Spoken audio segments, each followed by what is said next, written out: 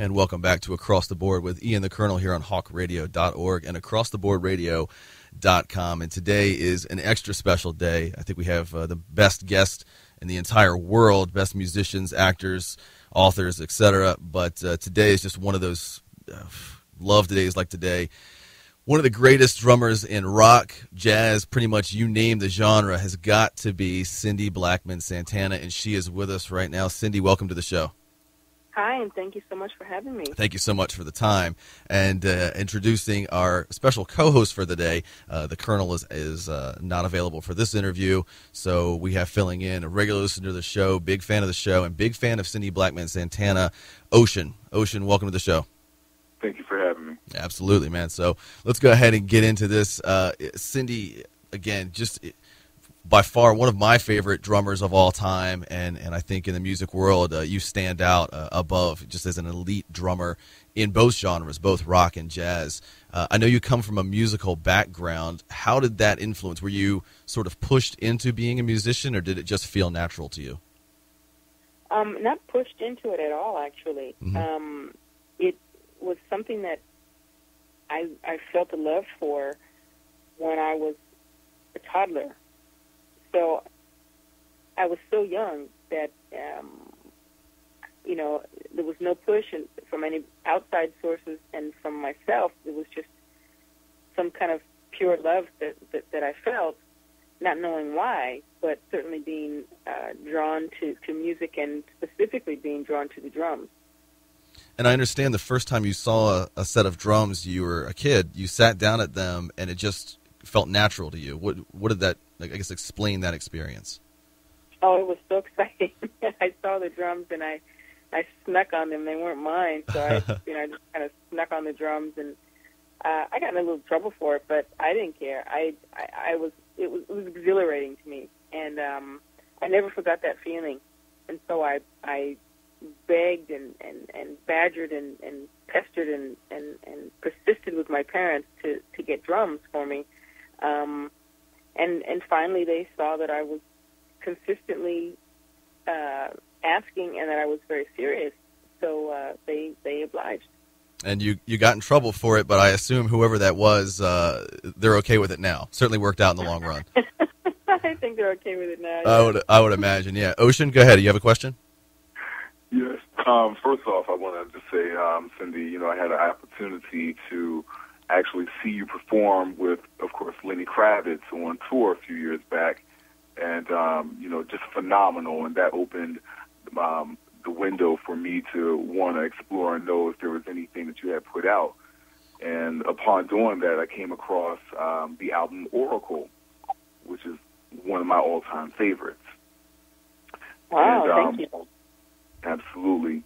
And what I wanted to ask you is, have there been any other artists, because I know you have worked with Kravitz, but is there anybody out there that you would like to work with, either with us today or deceased, if you had the opportunity?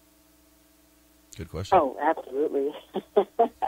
I'm actually going to get a chance to do something with Herbie Hancock. Oh, wow. Wow.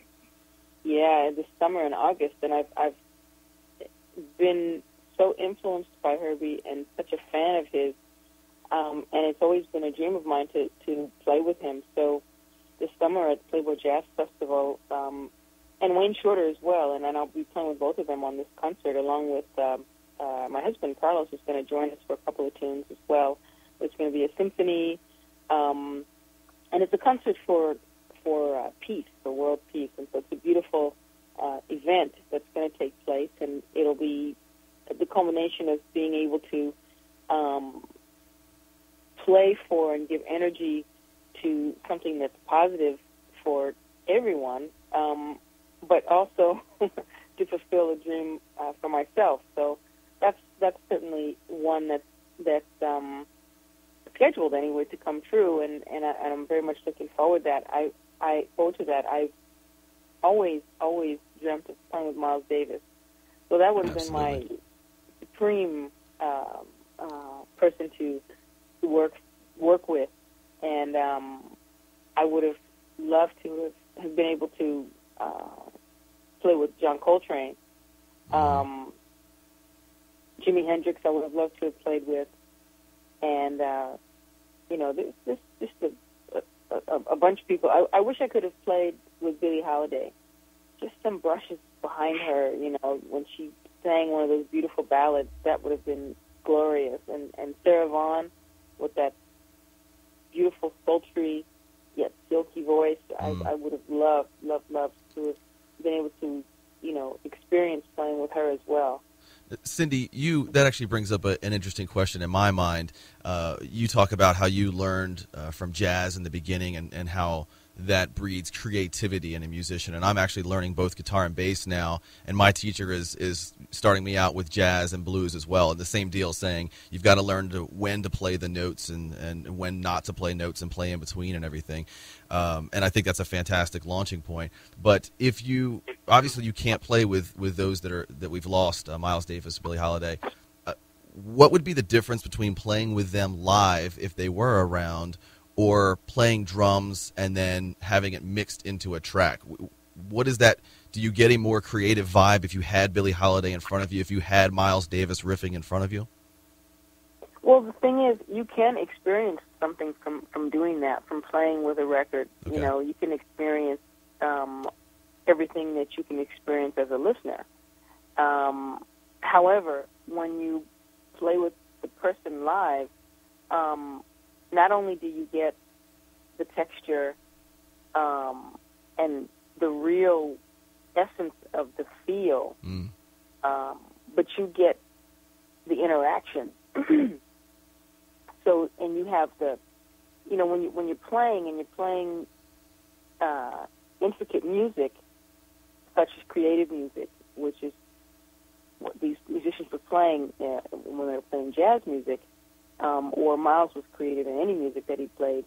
So let's just call it creative music. When you're playing creative music, you have a response, a call and response, and it takes listening, and it takes being able to react in the moment and to the moment and with the flow and with the moment. So that's a whole other experience. And, right. It's a great question and a great thing that you brought up, because when I look at American Idol and these TV shows that have, these singers that they're featuring, right, who are playing to tracks and who've never played with bands, it's really fantastic that they're getting this opportunity, and there have been some really incredible musicians that have come out of some of these shows. Mm-hmm. However, I feel for them in a way, because they've not had a chance to experience what it feels like to play with a band. They don't know what the energy of a band is, what the electricity of a band is, whether it's, and I mean the force of a band, whether it's acoustic or electric music. They don't know what that is. So it creates a separation between the musicians and the singers. And there should be no separation, because a singer is and should be a musician. Billie Holiday was a musician. Sarah Vaughan, a musician. Ella Fitzgerald, musician. These people, Shirley Horn, obvious musician, but musician, So it's all connected, and it's all should be one breath and one force. And and when people are playing to tracks, it's not like that. Wow. Hearing you talk about music in general is just beautiful. I mean, you talk about it like, in poetry, and I can tell the emotion that you have for your playing and for music in general. When you auditioned for Lenny Kravitz, you really hadn't played much rock before. You came from that jazz background, but you easily adapted to it and instantly started. Do you think it would have been the same if you started with rock and then tried to sit in on a jazz band and learn that? Yeah, absolutely not. Jazz is a whole other level of required facility, shall I call it? And I hadn't played a whole lot of rock up to that point, but I did play rock because I grew up hearing that music as well. Mm-hmm. my older sister had a fantastic record collection of, I would say, at least 200 records. Wow. And she had everything from Miles to the Beatles to Chaka Khan and Rufus to James Brown. Okay. John Coltrane. She had Betty Davis. She had Hendrix. She had everything in her collection, except she didn't have any Led Zeppelin, and I got turned on to Led Zeppelin later. Nice. But she didn't have any Zeppelin, but she had everything else. And so, I grew up hearing all that. I grew up hearing the Jackson 5, and I grew up hearing Larry Graham and stuff like that, Graham Central Station. Right. So that was certainly in my head and in my ear and in my playing to a bit, because I'd done some of that. But playing with Lenny certainly was my first gig at playing that music. But when you go from rock to playing creative music or playing jazz, it's certainly, I think, a much more difficult task, because in terms of being a drummer, technically there is forward coordination, which you don't necessarily have to have in funk music or in rock music. You can have just a three-limb style, and meaning playing just the right hand, the bass foot, and the snare drum. Right. You can just play with that and be great and do great gigs and be fine. But in jazz, your required elements involve being able to utilize, at your discretion, of course, but being able to utilize all four limbs. So the sax cymbal is a very important instrument, and it is in rock too, but not in an independent kind of forward coordination sort of way. There's that. There's textures. There's the intricacy of playing the ride cymbal. And if you listen to the different drummers who have expounded upon that element, if you listen to the ride patterns that Art Blakey played, Max Roach, Philly Joe, and Elvin, and even Roy Haynes, and then you listen to the culmination and the innovations upon those that Tony Williams did, that's a whole study in itself. Absolutely. I love to hear jazz musicians talk. I mean, the way you guys feel about the music and how it resonates in your body is amazing. Ocean, go ahead. It's your turn. And I know some of the bands she's talking about from talking to you, or I know you're a big fan of Zeppelin and Kravitz. Jimi Hendrix and all those guys as well. So, but go ahead.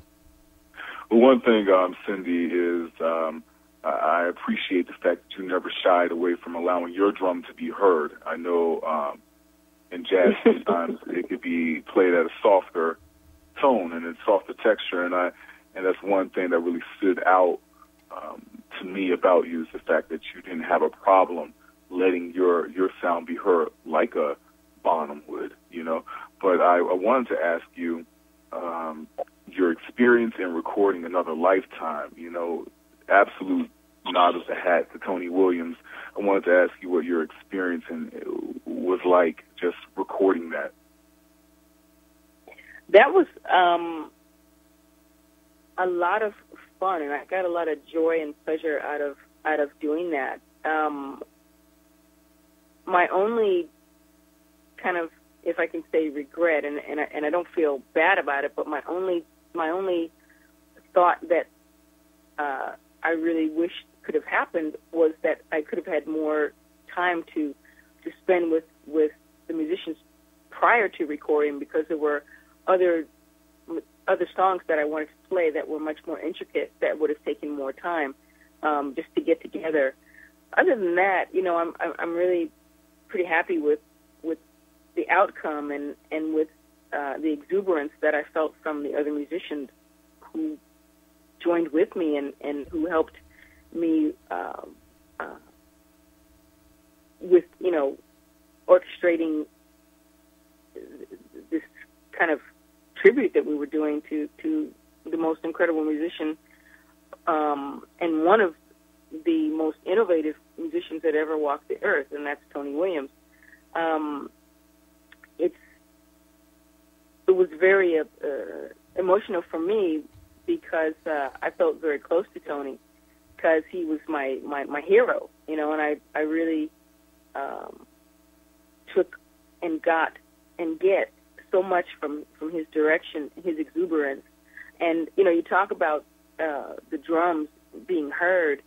My heroes are drummers who were not shy and are drummers who had musical taste and good sense. So when they were required to play under the radar, they could and they did. And when I'm required to do that, I do. But when it's time to step out, there was going to be no stopping the train of Art Blakey. There was going to be no telling Elvin Jones that he had to step down. There was going to be no backing down for Freely Joe. Roy Haynes was going to crackle and pop and do his thing. And that force of nature, Tony Williams, was not to be denied. And I love that energy. Again, you're listening to Across the Board with Ian the Colonel, with Cindy Blackman Santana, and special guest host for this interview, Ocean, one of our favorite fans and listeners here, sitting in on this interview. Cindy, obviously, there are fewer females than males in the music industry, period. And a lot of the females who do choose to play an instrument, you know, they're singing or they're playing guitar. Even fewer play bass. I would think, you know, certainly the smallest portion of women play the drums. Why do you think that is? You know, why is it that there aren't more women sitting behind the kit? Well, I think more and more are starting to do it, but just, you know, in general, I think, and this goes back many years, but there was a period where women were not allowed to express that love. And it's not that they didn't have it, because I've had, you know, women, certainly older women, come up to me and say, wow, you know, I wanted to play drums when I was younger, but my parents wouldn't let me, or, you know, I wasn't able to do it, or I was looked at as this or that, and so I didn't do it. I didn't try it. I couldn't try it. I wasn't accepted.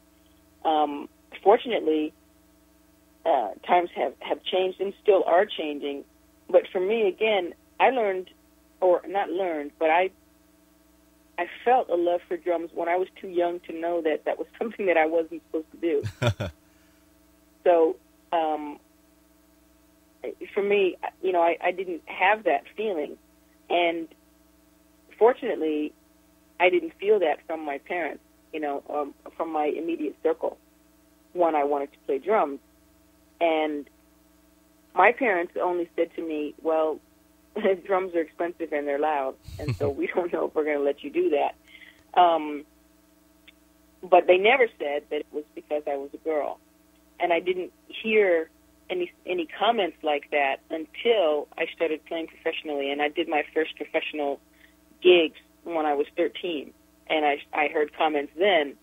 Well, by then it was really too late, and so even when the comments affected me at that age, you know, I'd go home and go down in the basement and play my drums, and the exuberance and love was so strong for me that I forgot all about those comments. It's a nice escape. That's incredible. But I think, you know, in general, certainly there are more and more women playing and drums, and there are more and more women involved in the music business, and there should be, because you know, music is about expression, and I don't think that expression knows gender, or really cares about gender. I think expression cares about texture, expression cares about feel, expression cares, you know, about dynamics, and expression cares about personality. So in personality, there are certainly a lot of dynamics, and they could be what would be denoted as characteristically male or female, and that's how some people break them down. I don't, you know, break them down within myself as male or female. I just break them down as according to the passion that I'm feeling. Which is how it should be. Absolutely. Now, you can listen to jazz music. You can listen to any type of music on a CD, on a computer, whatever. But the best way is to experience music, especially jazz and blues, by seeing it live. And you're on tour right now. Your next big, I mean, you're playing everywhere this year. You're playing Bonnaroo. You're playing out in Washington, Hollywood, a little bit of everywhere, even up in Canada. But the next really, really big show you have going on is at the Jazz Standard in New York City with your band Explorations. That's coming up March 27th to March 28th. And fans can read all about that on CindyBlackmanSantana.com. You've played with the Buster Williams Quartet and some other bands. What does Explorations bring to the show? Explorations is a really fun project. I love playing with that band because, firstly, the musicians are really great, and they're all very exuberant about playing. The bass player is Rashawn Carter, who's from this area, and he's just a dynamo on the bass. He's got a great tone. He's got a great feel, and he's coming out of Ron Carter and Buster Williams. He's coming out of those two bass players very strongly, and so adding himself in there, he's got a whole lot to offer. Antoine Roney, also from this area, who lived in this area for quite a while, is a great young saxophone player who's got a lot of ideas, and he's got a great tone. And then there are two keyboard players, which really makes for a great amount of texture added to the situation. Zakai Curtis, a young keyboard player, he plays Fender Rhodes in the band, and he's exciting. He's got a great touch and a great sensitivity, and I love his thoughtful playing. You know, he doesn't just badger out a bunch of notes. That cat really thinks about what he's doing. He's very thoughtful and heartfelt. And then Mark Carey, who is just an incredible musician. He plays a lot of the keyboards, and he adds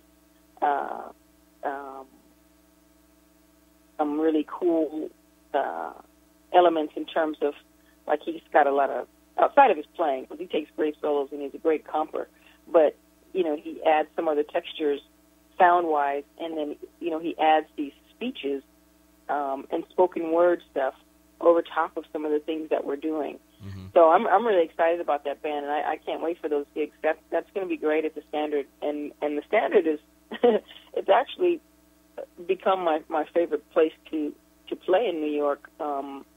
Certainly with Explorations, that's my favorite club to play with them, and because the staff is really great. They really love the music.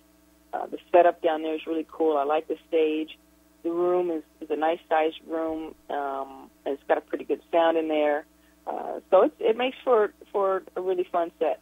And then you're playing a little bit later in the year in June with Spectrum Road, which is another incredible group of musicians. You've got John Medeski in there, Jack Bruce, and Vernon Reed, the guitar virtuoso. Love that guy from Living Colour. Talk a little bit about what we can expect from those gigs. Oh, man, that's a fun band, too. I love playing with that band. Jack Bruce is just, he's a joy. And he's one of my favorites too, and from Cream and all of that stuff that he did with Cream, which I love. And then, he tells us these stories about Tony Williams and how he got to play with Tony, and Tony came to see him play with his band, and he said that, he had played with Cream, and he decided to start his own band. Tony came to see him play, and he had just kind of started touring with his own project. And Tony saw him play, and after the show, he said Tony went and asked him, if he would join his band. And he said, man, Tony Williams was looking at me. He said, my band was over there. He said, and we were just starting. He said, but I couldn't say no to Tony. He said, I had to do it. He said, so he said, I put my band aside, and I went with Tony. I'm sure that says a lot. You're talking about, the Jack Bruce bass player, Jack Bruce, the bass player from Cream, and he had his own project and his own band. Right. Tony asked him, and he put that aside and went with Tony. So that says a lot. And that was a great record that he did with Tony called "Turn It Over." And then there are a lot of live bootleg things that they did together. But it's a monumental marking in music, and so Jack is really really fun to play with. And John Medeski is he's crazy. He comes up with all these textures that are very much akin to Larry Young's approach to playing organ, and a lot of organists have a really great sound, but it's kind of a standard sound. John goes way beyond that because he just gets these tones. He's a great soloist, and he's a fantastic team player. I love playing with him because he really, really, really plays with you. He's not kind of just, let me just solo here and do my John Medeski thing. No. He's a team player. He's a band guy, and he really listens what everybody's doing. And so I really love his energy, and I love playing with him. And Vernon, he's just a whole dynamo in himself. He's that guy. He's just got propulsion beyond belief. So Vernon's very exciting, and he brings an incredible exuberance to the music. So that's going to be a fun tour. We're doing the U.S. and Canada in June, and then we're going on to Europe in July. Incredible. All of these shows, and that's the thing, you're playing with different bands in a lot of these different tours, so you can hear something varied from you at each show, and that's incredible. And again, you can read all about that on CindyBlackmanSantana.com. Ocean, go ahead. I'll let you fire in one last question there. Cindy, I wanted to ask you that if you could choose a color that just best reflects you and the way you see your music, what would it be and why? Interesting. The first color that comes to mind, and I love this color. I don't know that it's my favorite color, but the first color that comes to mind is red hot, because I love passion, and whether the music is and I'm not talking about volume necessarily, although I love volume and that's a tool, but I'm just talking about passion. I love to play music that you can feel beyond feel, that makes your heart flutter. I like to affect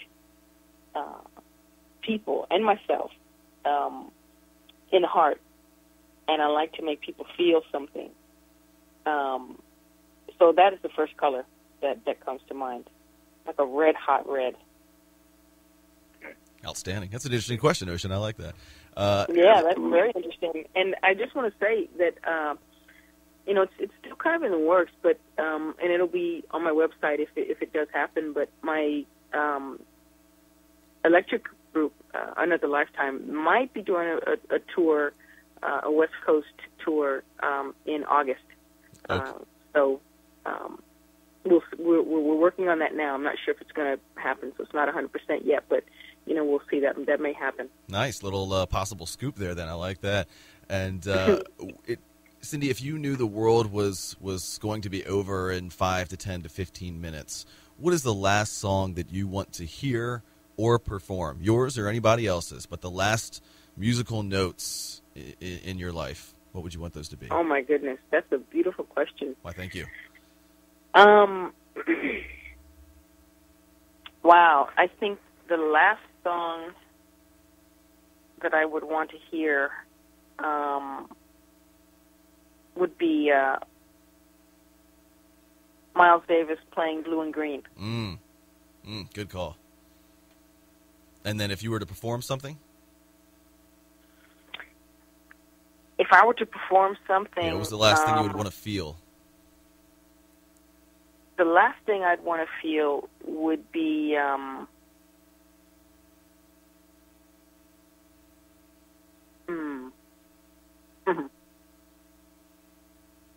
tough one, man. That's a really good question. I think I'd want to feel something very exciting and electric.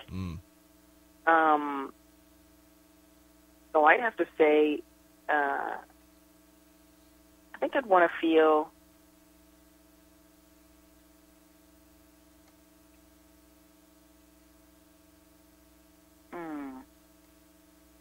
That's a tough one, see? That's a tough one. That's a stumper because it brings up so many emotions. Like if when you go on to the next dimension. But I know it's got to be for me. It would have to be electric, and I want to go out playing a whole lot of drums. So it would have to be something that expressed that, and it could be. For me, probably something from Tony Williams' Lifetime. So maybe something like.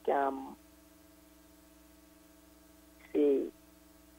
Oh, there's so many songs on there that are electric and that I would feel. Maybe you could stretch it out for an hour then, in the world to be able to play the entire album. I love, like I said, the way you talk about music, and I love that you're a fan of music as well. There are a lot of musicians that just sort of play their own stuff and, they're into their own music, which is fine. But I like that you have that expertise and you're an aficionado on jazz and blues, and I think that definitely resonates in your music as well. And fans can also keep in touch with you on Facebook, Twitter, MySpace, all of those as well. You're out there. And again, Cindy Blackman Santana.com. And it's nice again to have you on the show because you're sort of connected to Maryland. We broadcast out of Maryland, specifically the University of Maryland Eastern Shore, where you have performed in the past, and Maryland is also the home to PRS Guitars, which your husband Carlos Santana sort of helped put on the map. So, yes, and there's a great. I love those guitars, and I don't play guitars. Those are great guitars. Actually, I got the song. I think it would be something spiritual. Okay. This tune from Tony Williams' Lifetime would be that, or something from Mild Smiles, like Dolores. I love that version of Dolores on there, and I love Gingerbread Boy on there. And if not that, then I would probably play one of my tunes called All I Want. All right, that's wow. I'm just thinking of all those tunes in my head right now. Just that's an amazing collection that you're mentioning there. Hearing you, I've never heard you play live. Hope to get the opportunity to do so soon. But I know that would be emotional. And like I said, just hearing you talk about the craft is incredibly emotional as well. And we do appreciate it. So again, CindyBlackmanSantana.com. Go see her on tour with all of her bands. Explorations and everybody, Spectrum and everyone. And it certainly will be an experience. We'll be back in a few minutes here on Across the Board with Ian the Colonel on hawkradio.org and acrosstheboardradio.com.